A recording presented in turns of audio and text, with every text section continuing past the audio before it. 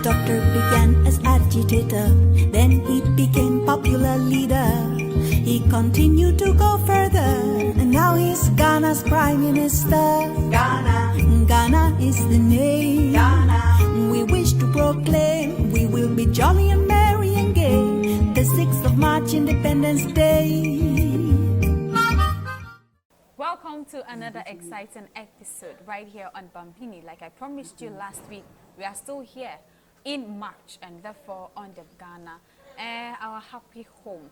Right here in today's episode, we are going to talk about life before independence. How did Ghana gain independence, and did coup d'etat affect our Ghanaian citizens, or how did we fight our way through? We are here with Mr. Frimpong Anoche, who happens to be a lawyer and also a historian.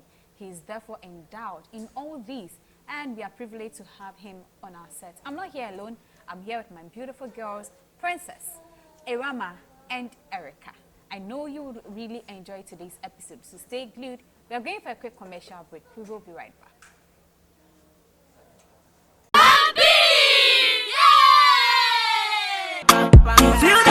Florida, are you ready? It's time to bring Bambini Fun to Cape Town this Easter. Bambini Show presents Easter Family Fun Day. Okay, to the left, not to the right. Now lean back, you know the vibes. It's family time, so daddy, mommy, friends and family, let's all gather at Nel Gadino this Easter to bond together. Come and join our family games, dancing, singing and other fun activities. Grab your ticket for a cool 20 Ghana cedis for single and 80 Ghana cedis for a family of 5, and enjoy free Indomie, bouncy castle, swimming and other free goodies. Dates on Easter Monday, 10th of April 2023 at Nel Gadino, opposite DBLA Coperidia at 9 a.m. sharp. Guest artist is multiple award-winning group Dope Nation. You should know that we are coming to the Bambini Easter Family Fun Day. Don't forget, 10th April, Dope Nation, Bambini. Make sure you grab your tickets. Schools, churches and individuals can call 0558 218 548 or 0543 341 250 for further details. Bambini Easter Family Fun Day is brought to you by Indomie. Media partners are Okay, to the left, not to the right. Now lean back, you know the vibe. You know the Bambini vibe. See you there. Not to the right, now lean back, you know the vibe. Alright, we did for one side. Alright, Charlie, I'll be, if you want also did for one side, just make sure you do your Boza video and then send it to the number on the screen right now. Charlie, make you guys just try with your family, your friends, anybody, just do the Boza challenge. Send it to the number on the screen, and when we meet at the event, we will do it together. Yes, sir. Dope Nation.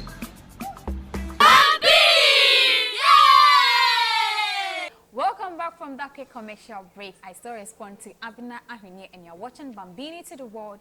This is the month of Ghana, and therefore we are at this area educating you all about the road to independence, how Ghana gained independence, and how coup d'etat affected our nation. Mr. Nachi, you're welcome once again. Thank you. We were glad having you last week. In fact, we were so much abreast and educated as well. And today, we hope you'll be learning more. Yes. Okay. And today, we are moving fast forward to what is on the desk, and that is the how Ghana gained independence through coup d'etat, and also how coup d'etat has affected our nation. Okay. So before we kickstart, can you brief us a little about all these endeavors? To continue from where I left off last week, I would say that on 6th March, Nkrumah declared independence for the nation. And if you critically observe his speech, you will see that he was talking about 3 important things. The first one was Ghana itself, a new nation state that had been born, and the need for fishermen, farmers, market women, workers, everybody to eschew the hitherto colonial mentality and begin to see Ghana as completely different from the Gold Coast. This is our own country, and to work towards the building of that country. Now, the second aspect of his speech related to the linking up of our independence to the entire continent of Africa. He felt that Ghana would not be an island. Once we were independent, we needed to assist all other countries to be independent so that eventually we could even come together as one nation. Then finally he landed on the black man being capable of managing his own affairs. That means that Nkrumah was not only thinking about his country, Ghana, or Africa. He was thinking about all the black people everywhere in the world, the Caribbean, United States of America, everywhere where you could find black people. And no wonder that that day Malcolm X was there, Martin Luther King was there. And Martin Luther King was recording Nkrumah's speech. Therefore, when he went back to the United States, he delivered the famous I Have a Dream speech. So everything was okay with us until, well, let me say everything was okay with that because Nkrumah started the construction of the country. We had so many schools, hospitals were built, universities were built, roads were constructed, factories were built, and there was nobody to be called an unemployed person in Ghana. Everything was going well until, as you said, coup d'etat set in, and then dark days started ringing in Ghana. Oh, that is so unfortunate. Anyway, Irama, what's your first question for sir? My first question is, did the British attempt to kill Dr. Kwame Nkrumah? I wouldn't say so, no. There was no attempt on the part of the British, to kill Nkrumah during the independence struggle. What is on record is that Kwame Nkrumah, around 1950-51, declared something called the positive action. What he meant about positive action was the fact that nobody should go to work. Everybody should stay at home until the British had given us independence. For that reason, Kwame Nkrumah was tried and then jailed at Usherford Castle, which is not far from where we are talking. And because he was in prison, his friend, Mr. Bedema, had to do every campaign for him until Kwame Nkrumah won his seat. So while he was in prison, Nkrumah still won the Accra Central seat by a record margin. Accra Central seat is today known as Odedodio constituency. Oh, okay. Yeah, so if I should tell you, the British did not make any attempt to kill Kwame Nkrumah. He was only imprisoned. Right. Erica, your question. Uncle, please, how many coup d'etats happened in Ghana? In Ghana, we have had several successful coups in Ghana. The first one was the 1966 coup, 24th February 1966 coup, which toppled Nkrumah's government. It was led by General Kotoka, assisted by Afrifa. And the one who became head of state was General Joseph Ankara. And then they handed over in 1969. Then in 1972, Colonel and later to become General I.K. Echampong also staged a coup against the government of Professor K.A. Busia. Then in 1978, General F.W.K. Akufo in the palace coup overthrew his own master, General Echampong. Then in 1979, June 4, 1979, Flight Lieutenant Rollins also overthrew General F.W.K. Akufo and then handed over the same year power to Dr. Hilary Liman of the People's National Party. A few years later, on 31st December 1981, Flight Lieutenant Rollins staged a second successful coup and overthrew Dr. Liman's People's National Party. And then in 1992, we moved back to a democracy, and that is what we have been practicing up to this time. Okay, that is so fantastic. Princess? Your question. Sir, please, how did Ghana become a democracy? Before 1957, before independence, we were under the British people. Then we had the independence constitution, which made us a democracy. You understand? Once there is a constitution, it means you are a democratic country. Then in 1966, there was a coup. I've already listed the number of coups that took place after that. So in 1992, when we promulgated a new constitution for ourselves, we went back to a democratic state. And from 92 up to the time that we are talking today, we are a democracy because the country is not being ruled by soldiers. Wow, great. Rama. Okay, so which schools did Dr. Kwame Nkrumah attend in Ghana?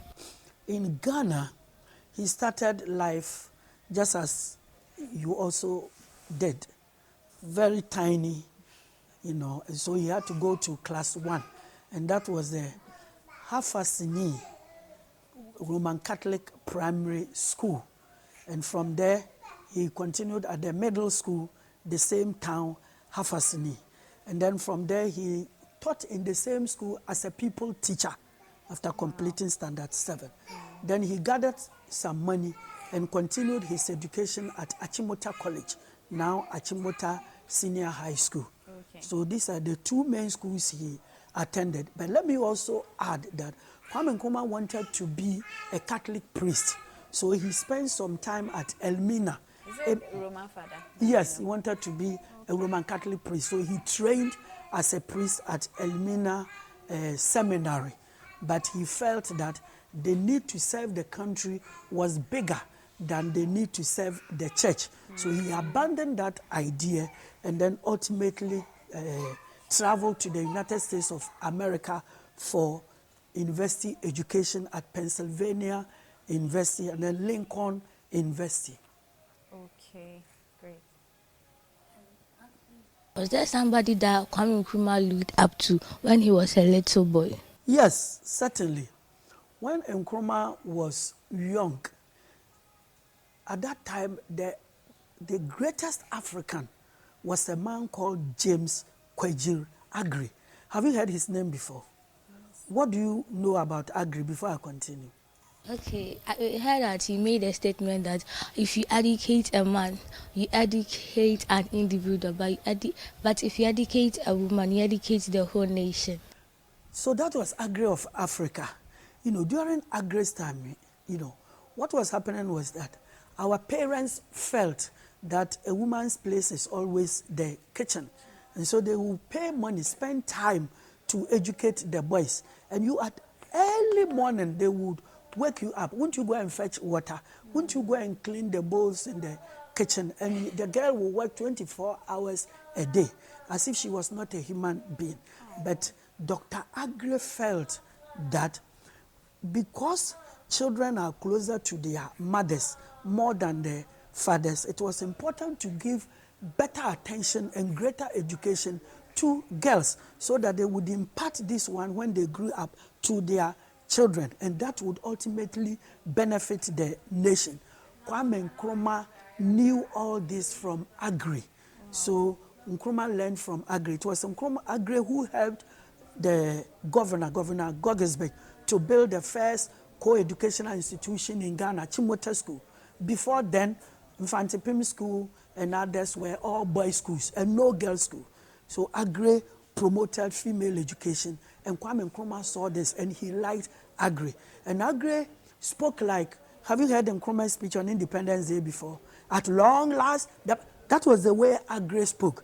And Nkrumah learned from him, just as Mandela also imitated Kwame Nkrumah. So Nkrumah had a mentor. His mentor was James Kwejir Agri. So was Flight Lieutenant Jerry John Rawlings given a punishment for his first coup d'etat? Flight Lieutenant Rawlings attempted to overthrow the Akufo government in May 1979. And then he was kept in prison because the coup was not successful. Then on June 4th, some of his friends who knew they were going to kill him organized another coup and released him from prison. So he wasn't actually punished because the coup became successful. And they rather executed several people, including the then head of state, General Akufo. Uncle, please, what are the significance of independence? The significance of independence. The significance of independence is that before independence, you are serving somebody.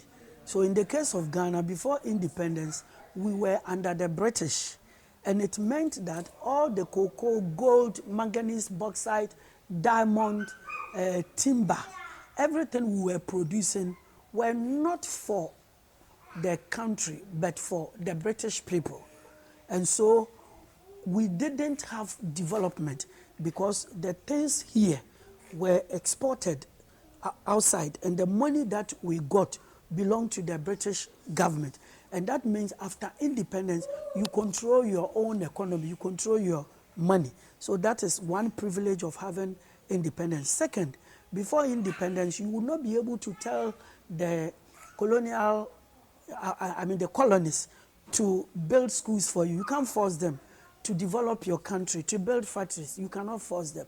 But after independence, you have the right to ask the government to build schools for you. That was why after independence, we had so many schools and then very much development. Sir, please, what is the overview of democracies in Ghana? The overview of democracy in Ghana, I would say that it is a government by the people of Ghana, a government of the people of Ghana, and a government for the people of Ghana without any external control. And the greatest benefit is that people have the right to change the government if they so wish every 4 years. Not only the government, you also can change your member of parliament. And then it also means that when you grow up, you can contest for elections and then you can be elected. Very, very important. Unlike in the case where the soldiers are ruling you and you can't change anything and you can't contest for election. That is it. Wow, this is getting more interesting. And so guys, stay glued. We are going for a quick commercial break. We'll be right back.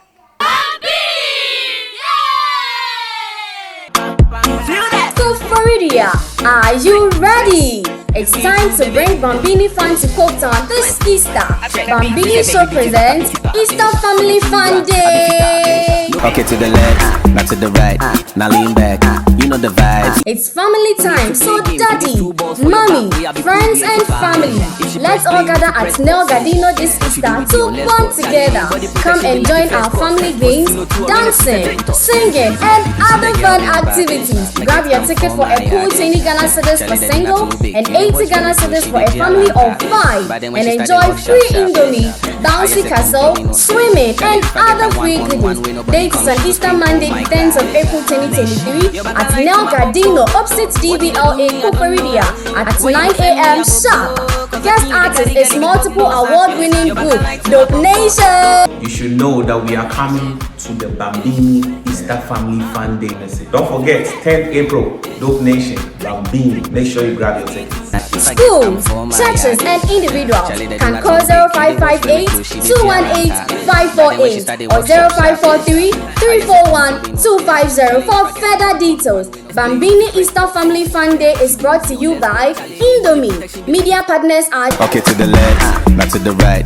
Now lean back, you know the vibe. You know the Bambini vibe. See you there. Not to the right, now lean back, you know the vibe. Alright, we did for one side. Boza. Alright, Charlie, if you want also did for one side, just make sure you do your Boza video and then send it to the number on the screen right now. Charlie, make you guys just try with your family, your friends, anybody, just do the Boza challenge. Send it to the number on the screen, and when we meet at the event, we will do it together. Yes, sir. Dope Nation. Welcome back from that quick commercial break. Of course, I'm still here with Mr. Frimpong and my lovely girls, and we are still on the topic independence. I believe you also have a lot to ask him. You can bring it in the comment section, We'll do well to read it in our next episode. So right now, we are continuing with where we left. Irama, your question for sir. Okay, sir. Were there events that pushed to Ghana's independence in 1957?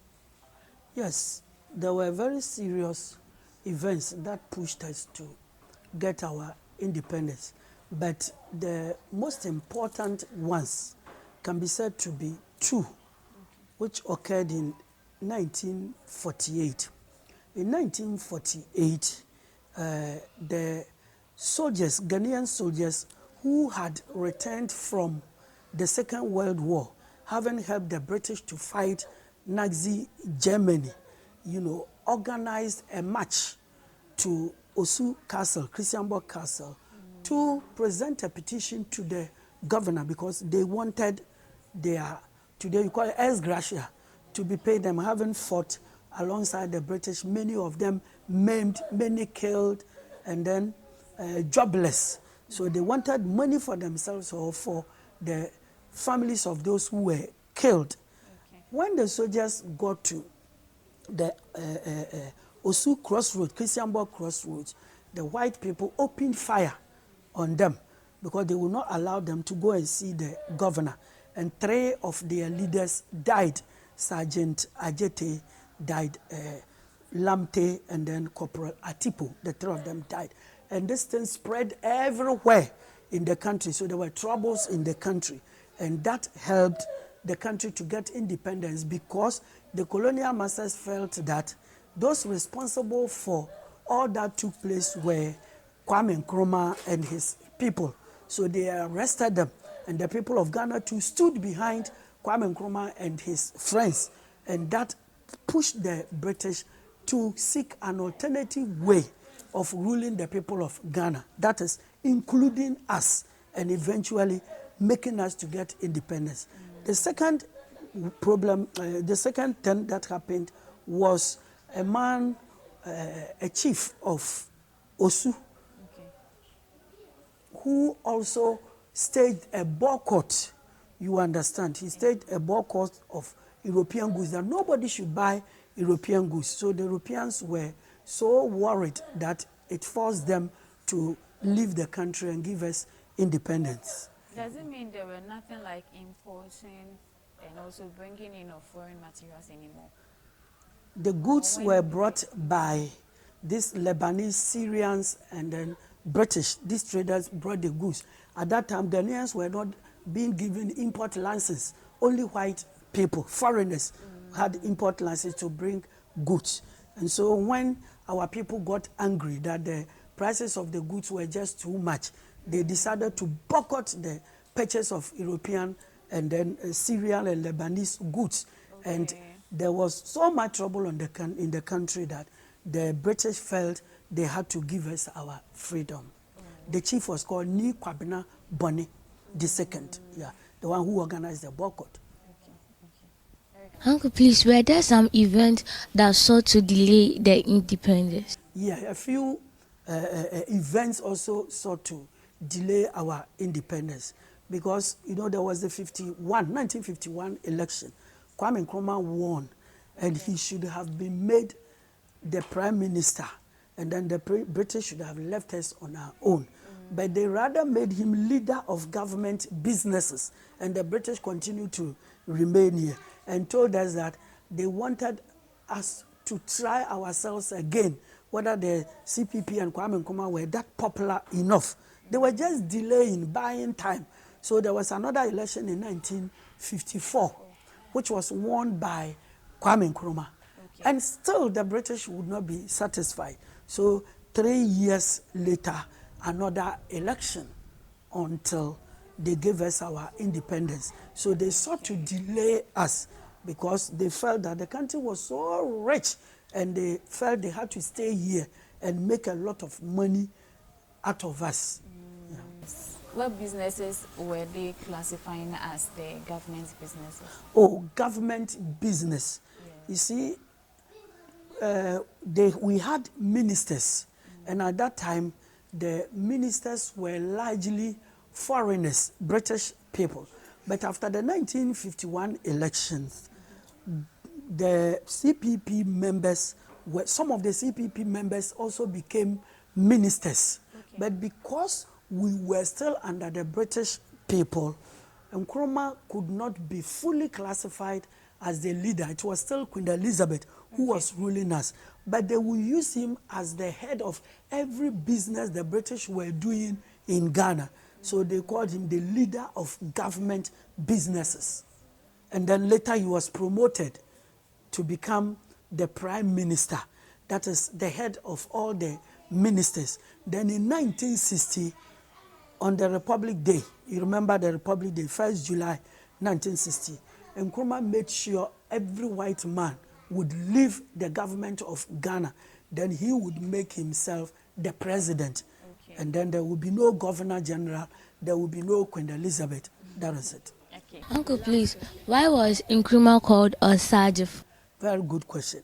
The reason why Kwame Nkrumah was called Osajifo was this. But first, let me explain the meaning of Osajifo. Osajifo is a Twi word, a Twi title. The meaning is the redeemer. So when somebody leads you to war and then you win, that person is called Osajifo. And the Asantehene Osei Ajiman Prempeh II, after Nkrumah had been able to win independence for the country, he gave him the title Osajifo. So that was just the reason. Just as not so long ago, the man called Mr. Kofi Annan, have you heard about him? Yes, some years ago, he was given the title Busumuru by the Asantehene Osei Tutu II. It's just a title because of what he had been able to achieve at the world level. So because Nkrumah too had been able to lead Ghana to fight the British to win our independence, the Asantehene gave him the title Osajifo, a warrior. A warrior, okay. Princess, your question. Uncle, please, who were the chief that helped Kwame Nkrumah win independence? One of them is the Asantehene Osei Ajiman Prempeh II, and then the chiefs of northern Ghana.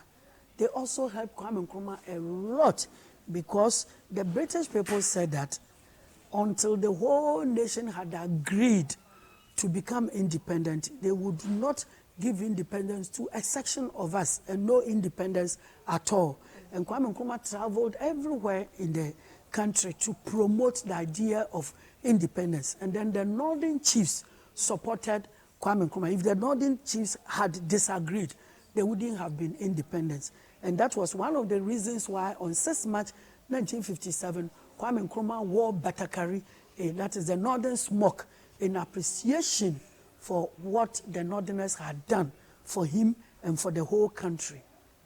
Okay, that is very intelligent. All right, we are so much enthusiastic and also perplexed about today's episode. In fact, I've learned a lot I don't know about you. So I'll be going to my girls and ask them what they have learned today. Erica, what have you learned today? I learned that Kwame Nkrumah was called Osajifo because he was a warrior, and Osajifo means a redeemer, and this was a title that was given to him by the Asante. I learned Dr. Kwame Nkrumah was an amiable man. He was a man who wanted to achieve what he wanted. I learned that Kwame Nkrumah was a warrior. Princess, aside Dr. Kwame Nkrumah, which other person's name do you remember in Daddy's speech? Dr. Akufo-Addo. Yes. What about you? Dr. James Kwejuru Agri. And the Makola women helped Kwame Nkrumah with his finances. Do you remember the woman's name? She was a Ghan. Dede Ashekeshan. All the market women, but she stood out. Okay, that is very great. In fact, my kids didn't just listen, they learned as well. I believe you also did the same. We are continuing this episode, God willing, next week, same time, on your favorite channel. So don't forget to follow us, like, subscribe, and share on our YouTube channel. This is Mr. Anoche Frimpong right here, and we are meeting with him again. It is a pleasure. Let's say bye-bye to our viewers. Bye.